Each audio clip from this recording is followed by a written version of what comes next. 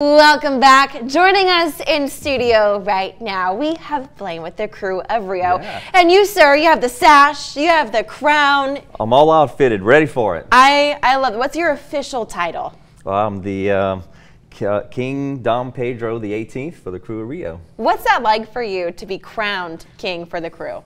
Well, you know, just it's a humbling feeling, of course, but you know, I get to represent all the men and women that of the crew, so I got to be on my best behavior, making sure that you know I do have a good time out there, and just invite everyone out to the parade, and just have a good time out there, represent everyone very well.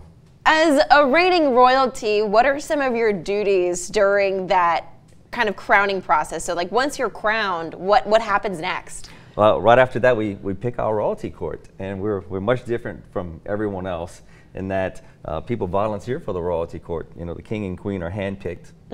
Everyone else is picked out of a hat. Okay. You know, so we're very different than that. That's fun. Yeah, and so that night that we do it, it's ecstatic. You know, because you don't know by the end of the night who's going to be on the royalty court with you. And y'all just had your ball. Yep. What was that like for you to kind of be? To come out there in front of about 2,000 people screaming, you know, at the top of their lungs. That's great, you know, and you know, we go out there in this big mist of fog, and all of a sudden that goes away, and you know, fire and explosions, and and the queen walks out with me, of course, and she's my wife this year. Oh, that is awesome. Well, she's my wife every year, but not just this year, right. Every year. So she's our queen for Rio, and so it's not uncommon. It's just we probably had about 6 sets of king and queen that are husband and wife. Yeah, that must be super special for both of you guys to go through this at the same time. Yes, it's pressure packed. You can imagine that, you know, trying to get just one person everything they have to do, and 2 people from the same household. It's it's a feat. It's a feat. Well, you are doing it so gracefully. Is the crown heavy? Do you get headaches? Yeah, it's about 5 pounds. 5 pounds. It's pretty heavy, Oh and I was told not to drop it. Well, I will catch it if it falls. Not to worry there. But so you guys had your ball. We did. Your parade is coming up February 11th. Yeah. What do people at home need to know for that? They need to know to come out. We love to see people tailgating. You know, we start the day early, probably around 12 noon. Yeah. And we love to see people out there tailgating for our parade. Gives us, you know, energy and excitement.